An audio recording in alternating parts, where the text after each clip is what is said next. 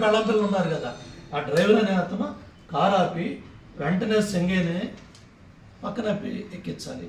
వాళ్ళకి బుద్ధి లేకపోతే కారులో ఉన్న వైవి సుబ్బారెడ్డి అన్నందన్నా గడిదండావు. వైవి సుబ్బారెడ్డి మళ్ళీ నువ్వు చైర్మన్ ఎలగబెట్టావు. నీకు మానవత్వం లేదా? దునపోతులా కారులో కూర్చునే బదులు దిగి ఆ సింగేని ఎవరు కాపాడాలి? ఆ కారులో ఉన్న మంత్రులు ఇద్దరు, ఆ వైవి సుబ్బారెడ్డి అట్లాగే జగన్మోహన్ రెడ్డి పిఏ ప్లస్ జగన్మోహన్ రెడ్డి చెప్పాలి, జ్ఞానం చెప్పాలి.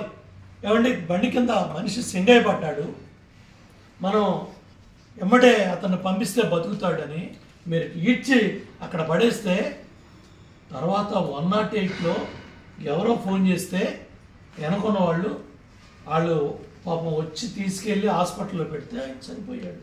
దురదృష్టం. ఏమని మాట్లాడుతున్నారు ఇప్పుడు? 108లో ఆ సింగయ్యకి తప్పు జరిగింది, అది మీ కుట్ర అని సింగయ్య కుటుంబ సభ్యులతో జగన్మోహన్ రెడ్డి చేపిస్తున్నాడు. ఇంతకన్నా నీచం ఉందా? ఇంతకన్నా దౌర్భాగ్యం ఉందా?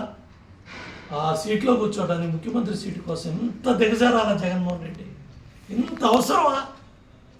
ఇన్ని పనికిమాలిన పనులు నీ యువకర్తలు ఎవడా బుద్ధికి అన్నం తిన్నారు, గడ్డి తిన్నారు ఆ యదాలో.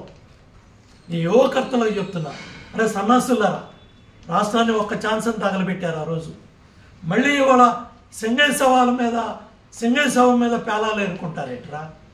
గంజాయి బ్యాచ్ని సమర్థించమని పంపిస్తారేంట్రా? యువకర్తలారా, పనికిమాల సన్నాసులారా, ఇటువంటి సలహాలు ఇవ్వటానికిరా మీరు కోర్టులు తీసుకునేది? ఎదవల్లారా, ఏం చేయాలనుకున్నారా మా రాష్ట్రాన్ని? ఏం చేస్తారా మా రాష్ట్రాన్ని? తన్ని తగలేస్తారు మిమ్మల్ని. జాగ్రత్తగా ఒళ్ళు దగ్గర పెట్టుకొని ఉండండి. ఇమ్మీడియట్గా పోలీస్ యంత్రాంగం, ఎస్పీ, ఐపీ మొత్తం ఈ ఎదవలందరినీ తన్ని తరిమేయండి ఈ రాష్ట్రం నుంచి.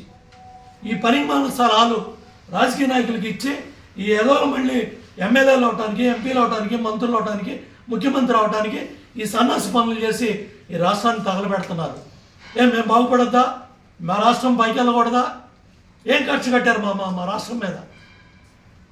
ఇవన్నీ ప్రజల్లో తీసుకెళ్తాం, చైతన్యపరుస్తాం.